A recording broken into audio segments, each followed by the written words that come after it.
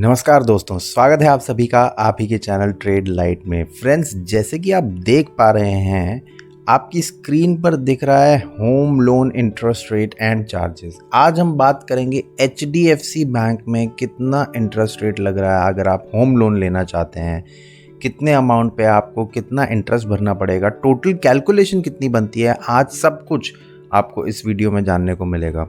सबसे पहले हम आपको बताएंगे कि क्या क्या रिक्वायरमेंट्स होती हैं अगर आपको होम लोन लेना है, और उसके बाद हम आएंगे इंटरेस्ट रेट पे। तो जब से इंटरेस्ट रेट कम हुए हैं, ये बहुत ही अट्रैक्टिव हो गया है, लोग होम लोन्स के प्रति बहुत जागरूक हो गए हैं और ज़्यादा से ज़्यादा होम लोन लेना चाहते हैं, क्योंकि इससे सस्ता होम लोन इंटरेस्ट रेट कभी भी नहीं था। तो क्या क्या फीचर्स हैं वो हम पढ़ लेते हैं। Home loans are for individuals.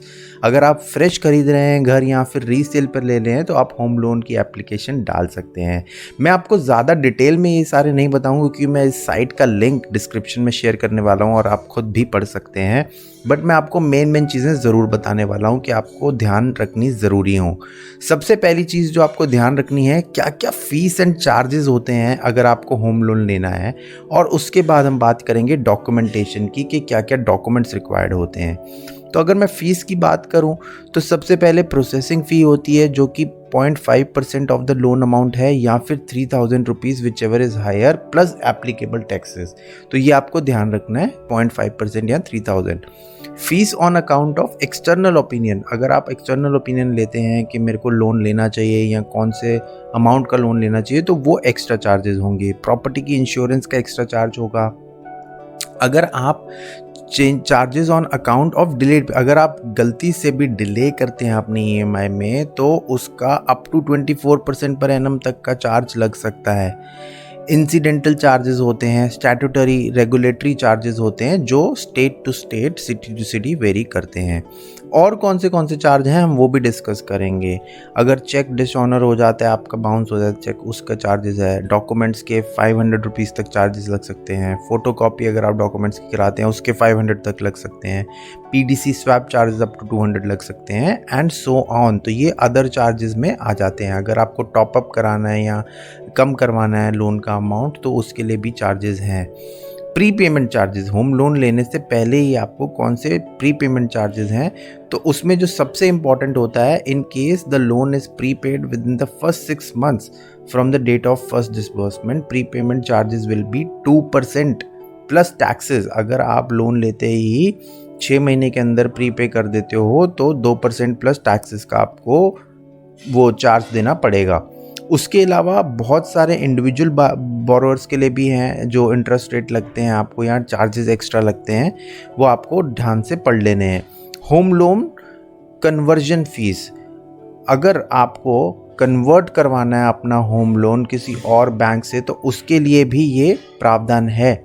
और अगर लोअर रेट पे आपको चेंज करवाना है, जैसे आप एक्सटेंशन लेते हो होम लोन के ऊपर, तो उसका भी प्रावधान है। 0.5% of principal outstanding and undistributed amount at the time of conversion, और a cap of 50,000 rupee plus taxes whichever is low. जो कम है वो आपको लग जाएगा। तो ये होते हैं कुछ चार्जेस जो आपको ध्यान रखने हैं। तो दोस्तों, अब हम बात करेंगे डॉक्यूमेंट्स, कौन से डॉक्यूमेंट्स आपको चाहिए जो आपको हेल्प करेंगे होम लोन लेने के लिए। सबसे पहला डॉक्यूमेंट जो आपको चाहिए होगा, एप्लीकेशन फॉर्म विद फोटोग्राफ। वो आपको बहुत ज़रूरी है, मैंडेटरी है।